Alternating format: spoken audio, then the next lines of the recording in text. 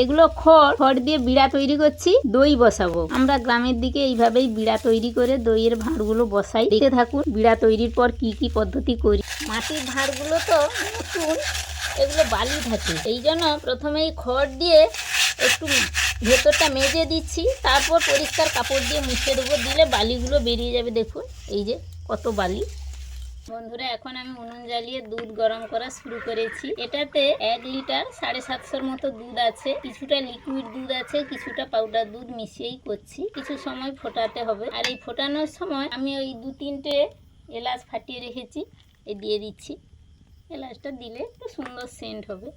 আমরা গ্রামের দিকের মতোই দই করি, যেমন সেভাবেই করছি। দুধটা আমরা ফোটাচ্ছি, ভাবছি যে এবার হয়ে গেছে, অনেকটাই তো কমে গেছে। আর আমরা গ্রামের পদ্ধতিতে দেখে নিই, একটু বাটিতে জলে দুধ ফেলে দেখে নিই, যদি বসে যায় তাহলে ভাববো হয়ে গেছে, তখনই নামিয়ে নেব। এই যে জলের তলা এই যে বাটিতে বসে গেছে, এবার হয়ে গেছে। এবার নামিয়ে চিনিটা দিয়ে দেবো। কড়াটা নামিয়ে এবার চিনিটা দিয়ে দিচ্ছি। ওই 300-350 মতো চিনি দিয়েছি। চিনিটা এবার ভালো করে গুলাবো, আর সঙ্গে সঙ্গে দুধটাকে ঠান্ডা করব। এগুলো দিয়ে দিয়েছি, আর নিচে একটা চটের বস্তা পেতে দিয়েছি। প্রথমে তো খড় দিয়ে মালসাগুলো মেজে দিয়েছিলাম, এখন ধোয়া একটা কাপড় দিয়ে মুছে দিচ্ছি।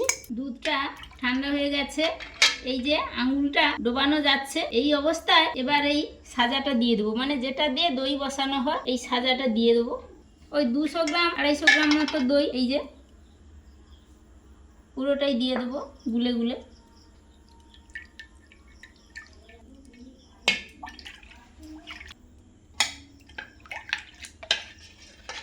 ওই কিছুটা সাজা তো আমরা ওই দুধের মধ্যে মিশিয়ে দিয়েছি, আর আমরা এই ভাঁড়ে যে ভাঁড়ে বসাবো সে ভাঁড়ে এইভাবে কিছুটা সাজা মাখিয়ে দিই। এবারে সাজা মেশানো দুধটা ভাঁড়ে দিয়ে দিচ্ছি। এবার পরেরটাই দিয়ে দিচ্ছি। আমার ওই ফোটানোর দুধটা দেওয়া হয়ে গেছে, এবার ওর পরে ঢাকা ঘোড়া দিয়ে দেবো। এবার মালসার উপরে পরিষ্কার সাদা কাপড় দিয়ে দিচ্ছি, সবই পরিষ্কার। এই বস্তাটাও আজকে ধুয়েছি সুন্দর করে।